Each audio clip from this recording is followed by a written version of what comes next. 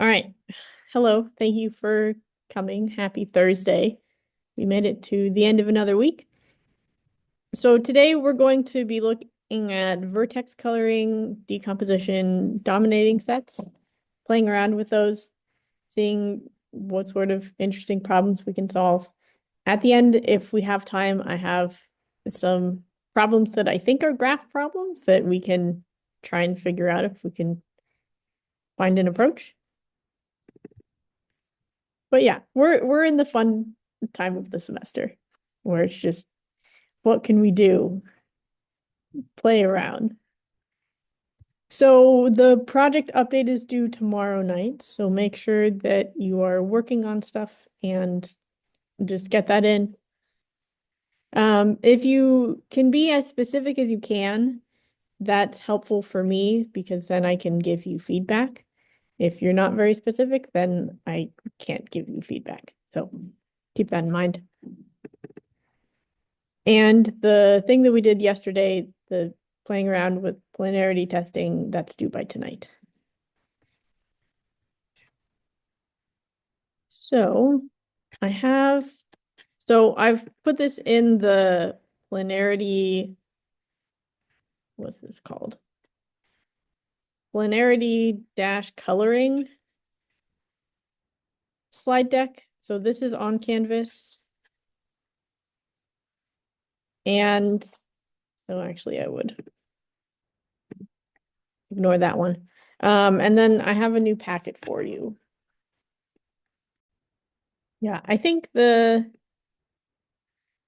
the golf course one isn't as interesting, but I like the highway question, where if we have some non-planar graph, maybe try and figure out by hand how can we minimize the number of interchanges. Okay. Let me hold on. All right, so let's talk about vertex coloring. Hopefully you brought maybe colored pencils or something today, because we get to go back to kindergarten and draw things with colors. That's the fun thing about graph theory. So to motivate this problem, let's say we are over in Brousseau and we have to figure out how we're storing chemicals. And we can draw this as a graph. So we have certain chemicals that shouldn't be next to each other or shouldn't be stored in the same area because that can be dangerous. Things could explode. Not good. So if we draw that as a graph where the vertices are the chemicals and the edges are these two, if two vertices have an edge, that means it's dangerous to store those two together. We want to find out how many storage spaces do we need to store all our chemicals, right? It's a reasonable question. We need to store these somehow. Can't store some things together. So how do we figure out how many spaces we actually need? Um, Before we actually talk about this at all, do you want to spend 30 seconds, talk with your neighbor and try and figure it out? How do you figure out how many chemicals we need or how many storage spaces we need? Talk to your neighbor. Think about it.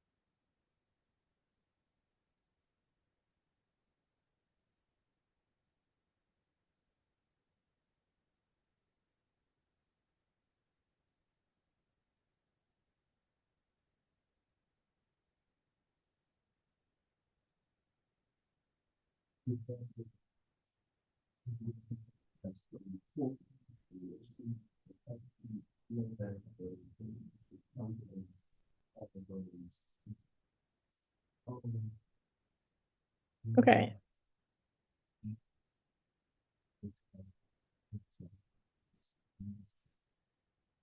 So what do we think? So I heard something over here of highest degree.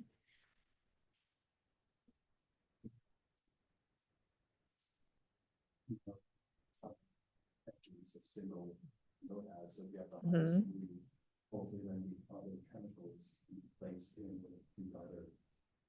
Mm-hmm. Yeah. Okay. I think, yeah, it's a reasonable place to start. Other ideas?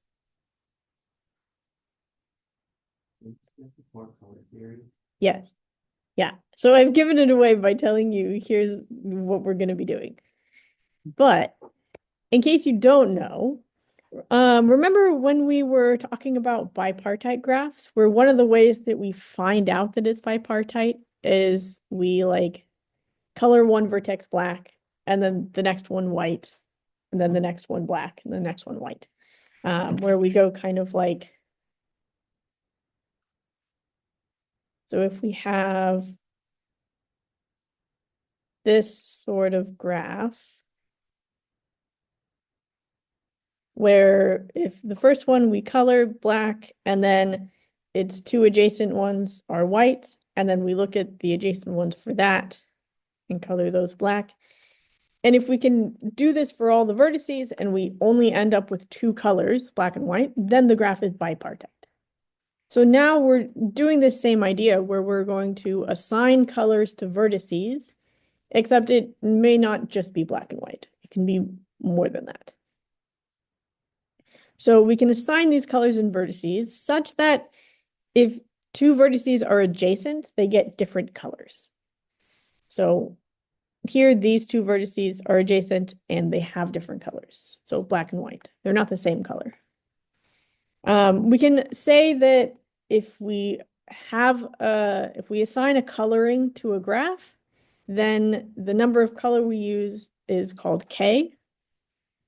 And there's a special number. This is lowercase. I never know how to pronounce this letter. Chi? Chi?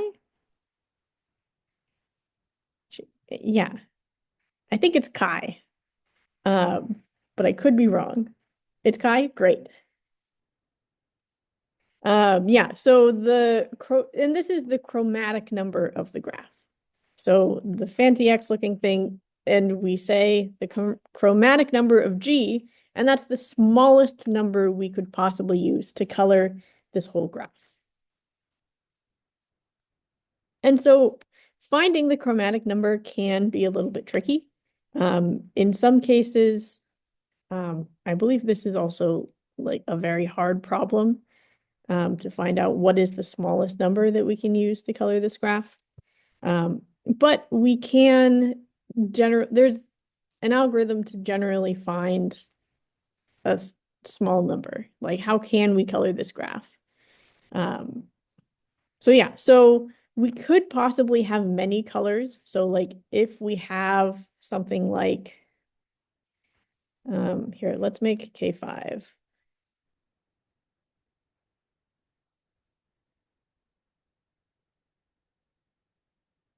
Not K5 yet. There we go. So let's say we have this graph, then it's only really possible. So like if we can assign colors either by like drawing over it, or typically if we have labels, like usually we either write maybe red, green, yellow, blue, or something like that, or we label them with numbers just to denote here's some set that I'm assigning this to. So if we label this top one 1, that means actually none of these are possible to be labeled 1. And so if we go to the next one, we could label that 2. That means we can't label any of these 1 or 2. And so as this goes, the only way to color a complete graph is to give it 5 completely different colors. So that's kind of one of our edge cases where if we have a complete graph, then we have to use 5 colors. So we could have as many colors as we want, possibly up to the number of vertices, but typically we try and find the smallest number. Okay, so where's my algorithm? There's my algorithm. Yeah, so I think just using this definition where adjacent vertices are assigned different colors, try and tackle the first problem on the packet to determine the chromatic number for each of the graphs. So that is find some coloring and then try and find a better one.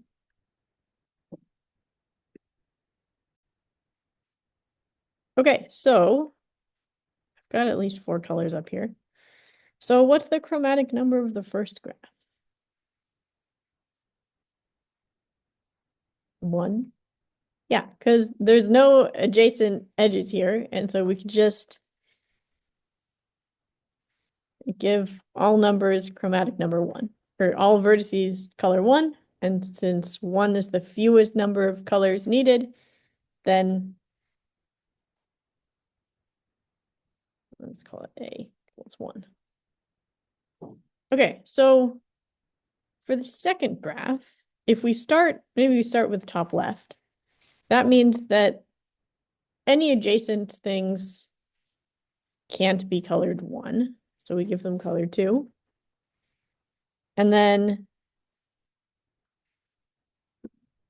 anything adjacent to those could also be colored 1. And then this guy over here in the corner has to be 2, so does this. And then that last one can be 1 as well. Could we do better? I don't think so.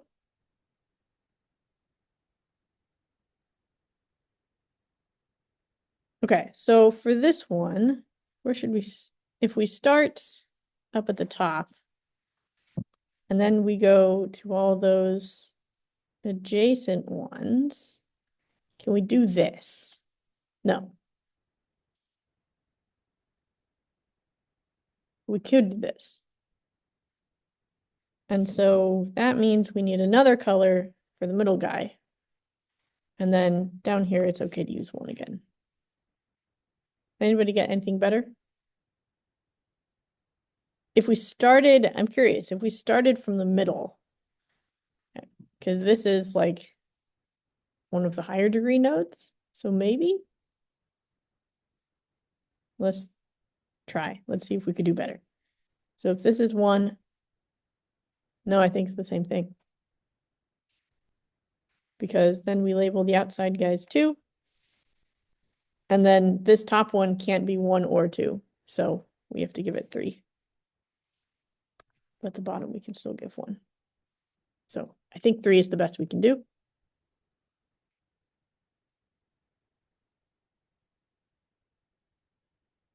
And then what about D? I don't know, maybe we start with up here. That gives us 2 and 2. That can't be 2, that can't be 2. This could be 2 though. And then 3? No? Did I mess up somewhere? Oh, wait, yeah. No, you're right. Because these 2 are adjacent.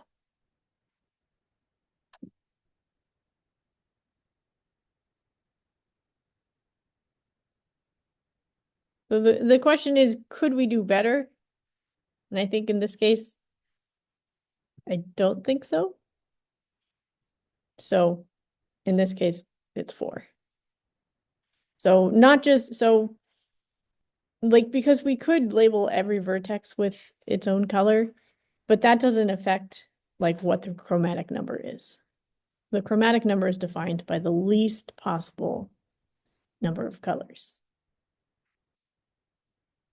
So in this case, since they're simple graphs, we can say that like this is the chromatic number.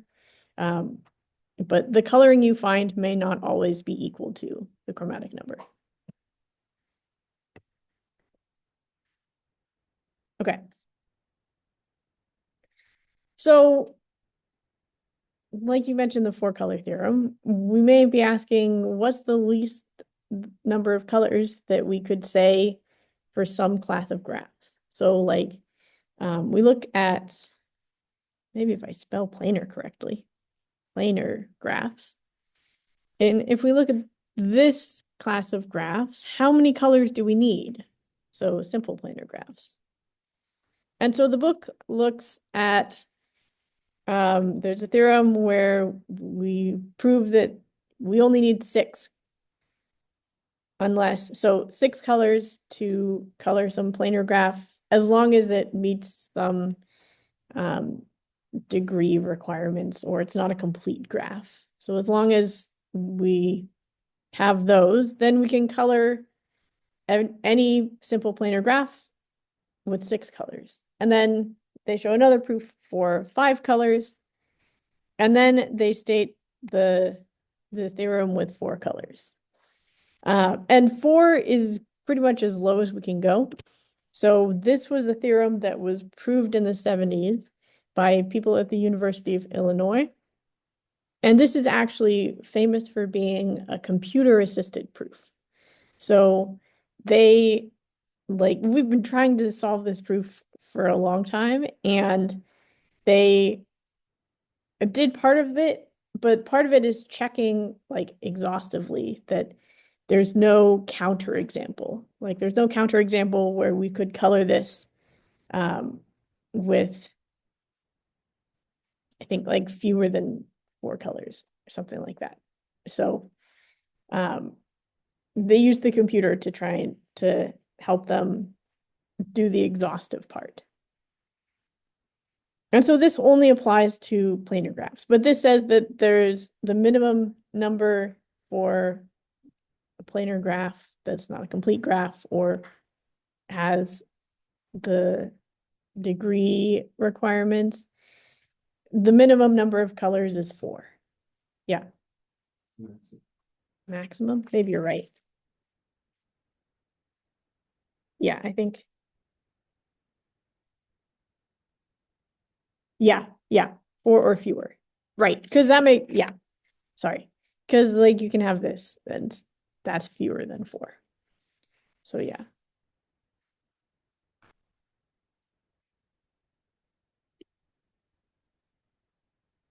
Okay, so we did kind of a greedy algorithm before. So now let's just formalize that, where here's a way that we can color the graphs. So we start with the graph and we have our list of colors handy. And our first step, we can label the vertices. Like we didn't label the vertices in the packet. So but I think the way that they present the algorithm has bearing on the next problem in the packet. So keep in mind, they have, in the book, they have labeled the vertices with letters and then start with a vertex, and they say start with the first alphabetical letter. And then assign it the first color that's not used for any adjacent vertices. So this is how they assign the order in which we can do things. And just repeat step 2 until we've colored all the vertices. So with that, 12.6, okay, let's do the example first.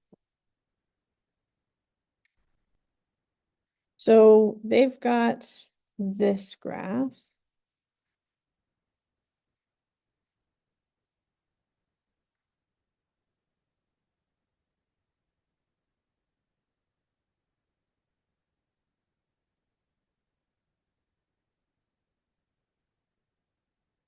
And so if we originally have it unlabeled, then we can just label it. So maybe we start here and go clockwise.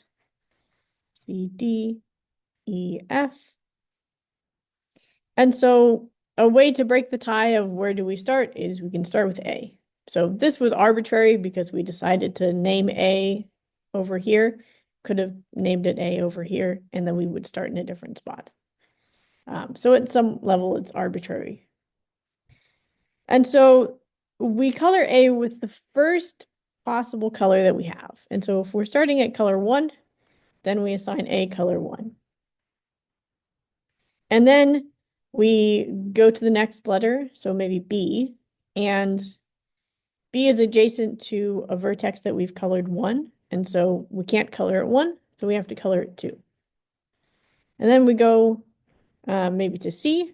C is not adjacent to any vertex that has a color, so we can color it 1. D is adjacent to a vertex colored 1, so we have to color it 2. E is adjacent to both a 1 and a 2, so we have to give it 3. And then F, the same thing, so we also, but we can't give it 3 because it's adjacent to a 3, so we have to give it 4. And once we've done that, everything is colored in. Okay, so now you try. So problem 6 is, so it gives you different labelings. So basically saying start here, or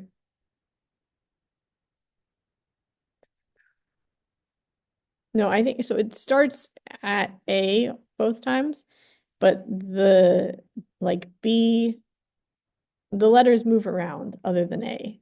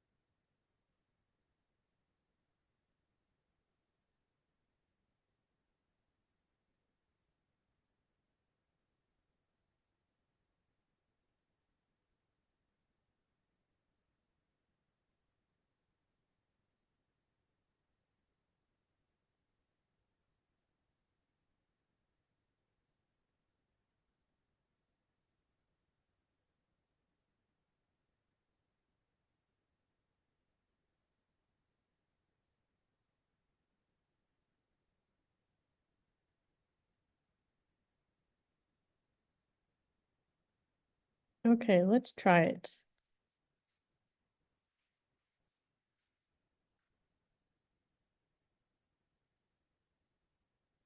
All right, so if I start labeling A as 1, and then B gets 2.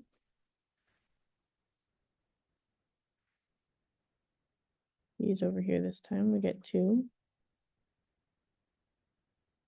And then C over here also gets 2. C can get 2 here. Where'd my mouse go? There it is.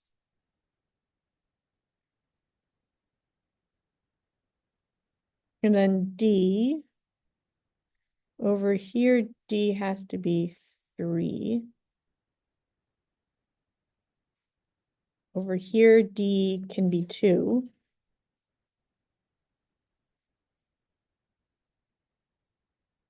And over here, D can also be 2. Okay, A, B, C, D, E. Over here, we have to have a new color for E. Over here, we could give it 3. Here, we can also give it 3. So then F we can give 2. F for the second one. We have 2 because we haven't labeled G yet. Then F, we have to label 3.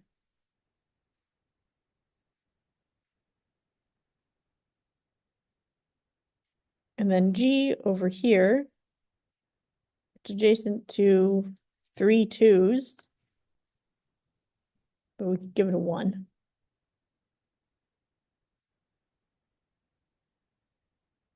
G over here, also adjacent to 3 2s.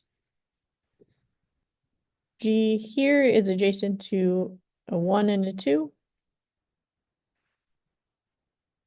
So we give it a 3.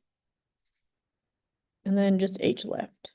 So H here is adjacent to 2 2s and a 4, but no 1. H over here is adjacent to 3 2s. So I'll give that a 1 as well. Then H here is adjacent to a 1 and a 2. Actually, 2 2s. So I'll give it a 3. So then what we see is the, did I mess it up? Where did I mess it up? Please tell me.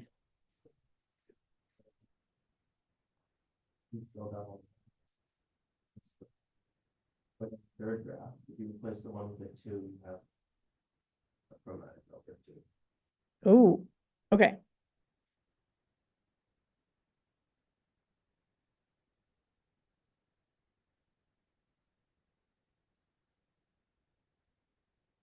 Wait, so which? B is 1, C is 1, and D is 1. Because none of them are adjacent. You're right. Yeah, I messed up.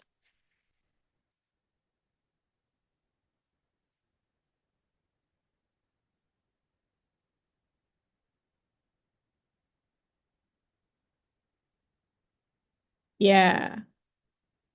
Okay, wait, let's try this again. Sorry. Okay, so for the first one, A is 1, B not adjacent to A, so we can label it 1. C is adjacent to A, so we label it 2. D is adjacent to B, so we label it 2. E is adjacent to both 1 and 2, so we label it 3. F is adjacent to 1 and 2, so we have to give it 3, 2, 3 as well. G is adjacent to 1, 2, and 3. So we label it 4. Did we get that for A? Okay.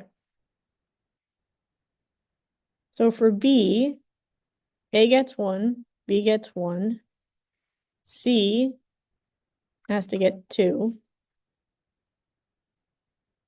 D is adjacent to 1, so we have to get 2. E is adjacent to 1 and 2, so we have to get 3. F is adjacent to 1 and 3, but we can give it 2. G is adjacent to 2 2s and a 1. So we give that 3.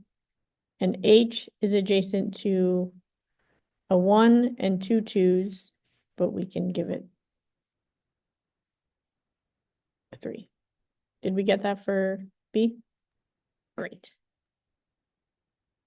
Okay, so for C, A gets 1, B gets 1, C gets 1, D gets 1, E now has to have 2, F has to have 2, G has to have 2, H has to have 2. Hooray.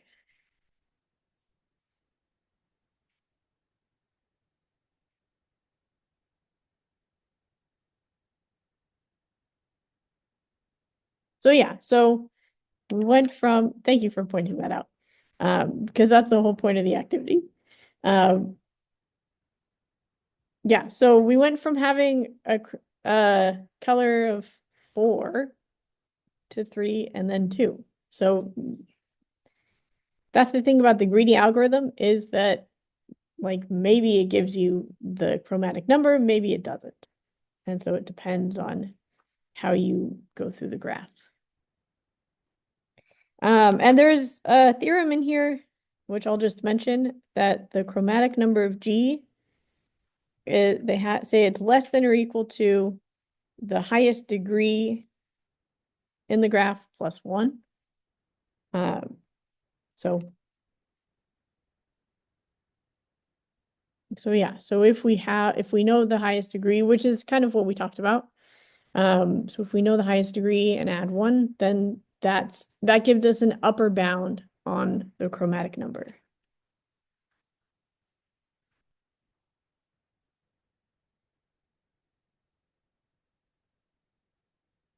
Okay. Did you do 12.7? No? Maybe take a few minutes and work on 12.7, which is find a labeling, or how do we start the colors in a way so that it gives us the chromatic number. So the lowest possible.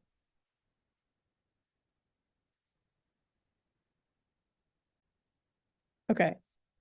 So how should I label them? Yeah. I did the points first. Mm-hmm. A, B, C, D. Yeah. And then the left one is E and F. Cool. And what does this give you?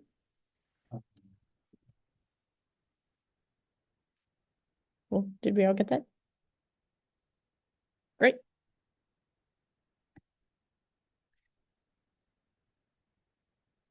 All right. So let's see, do I have slides?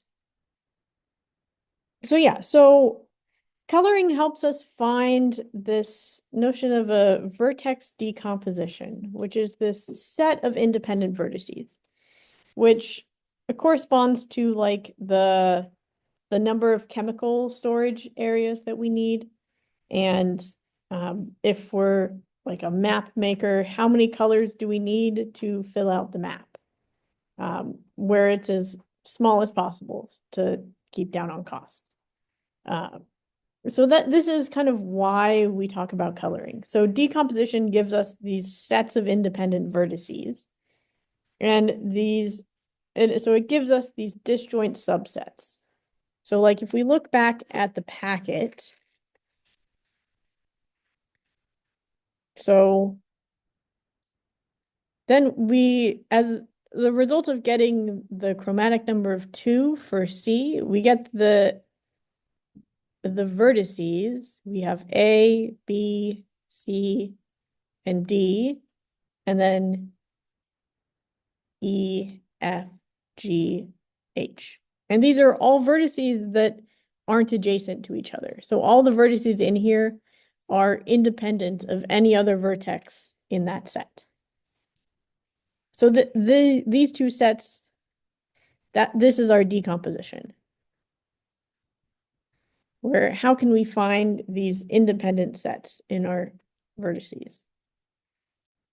So one of the fun things is to relate this to like map making. And so I have a map of the United States. And so since we know that there's a limit to have it be less than or equal to 4, can we prove that? So color in the map.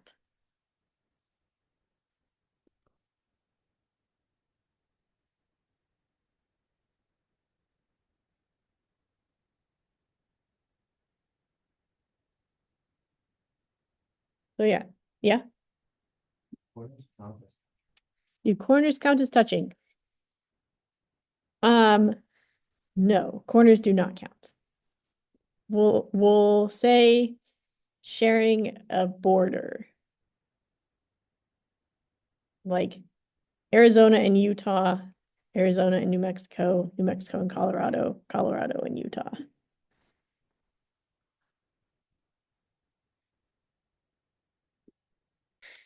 All right.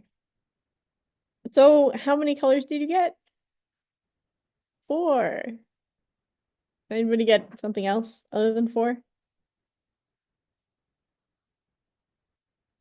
Cool. 4 is the answer. What are what were some sticking points as you went through this process? Yeah, go for it. Our first use of the fourth color was, I think it was Nebraska,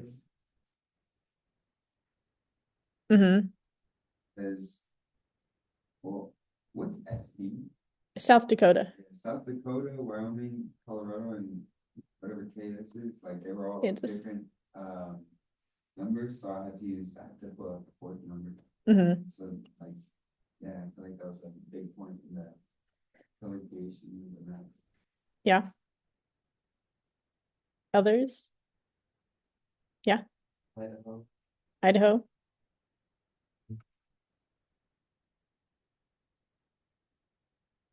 Yeah. Yeah. So eventually it comes to a point where you do have to pull out that 4th color. But yeah, so 4 is the answer.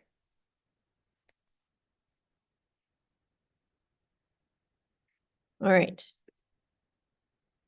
We also have so there's that, and there's the next problem as well, which is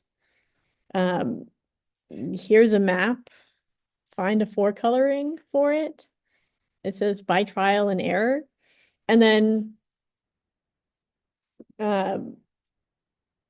yeah, and so we want to find so the second part of this problem is to use that 4 coloring to find this vertex decomposition. So where we have these 4 sets where none of the vertices in that set are adjacent.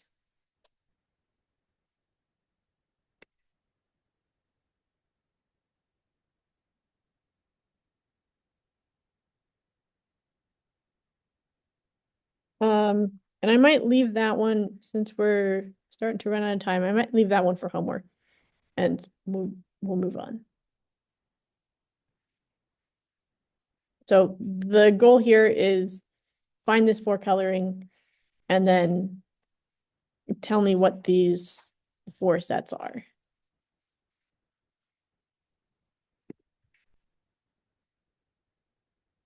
Okay. Another thing that is related to this is, let's say we've got some sort of communication network like we have here, A, B, C, D, E, F, where the vertices correspond to cities and the edges means this city can directly communicate with this other city. So something that's related to coloring is we want to find out, like, where do we put transmitters? So if this is our communication network, where do we put transmitters so that every city can get a message? So, like, do we want to put it, let's see. So we could put it at F maybe because F has high degree. And so then F can immediately reach A, B, D, and E. Then maybe we put it at C too.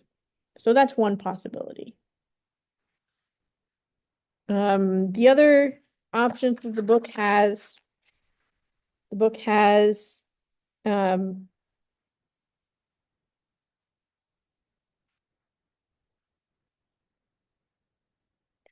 so the book says A, C, and E. So if we put the transmitters there, then E reaches F and D, A reaches B and F, and then C has its own transmitter. So to try and minimize that, that's what we want for the dominating set.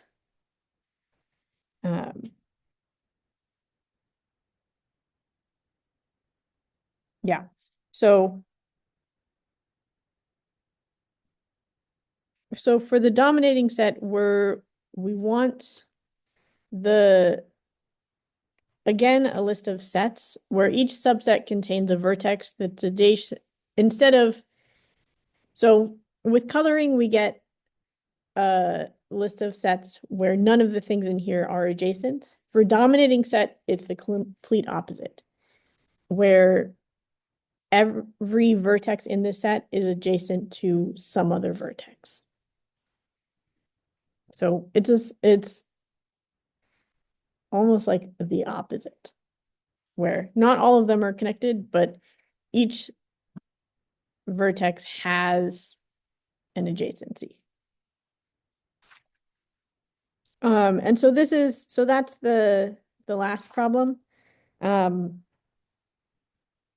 and so the reason we bring up dominating sets, even though they're a little bit different, is it's still related.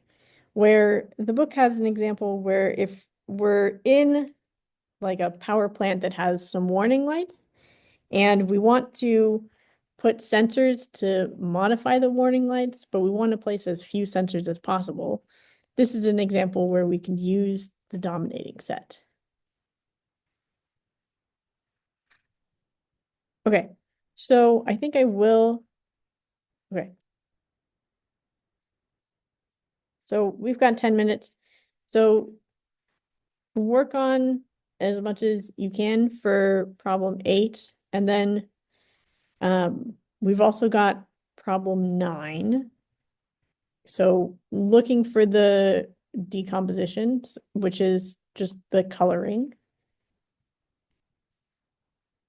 And then problem 10, which is find the minimum dominating set. So if we can find one dominating set, the question is, could we find a better one?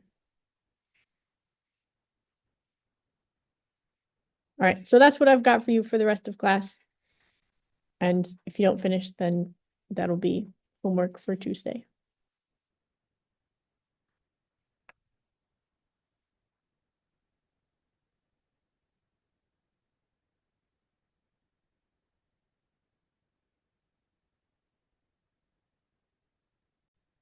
Okay, so finish the rest of the packet for homework, turn that in on Tuesday. I'll make a assignment on Canvas so that it shows up for you as well. And just to remind you that on by tomorrow night, I'm expecting a progress report. So be as specific as you can in here's what progress we've made, because go back. No, I can't go back. because the week following, week 14, next Friday, I'm expecting a rough draft of the paper, where that's where I can give you feedback of write more about this, be more specific, that sort of thing. So I would like you to try and finish up the code as soon as you can, and then you can start writing about it. All right, thanks for coming. I will see you on Tuesday.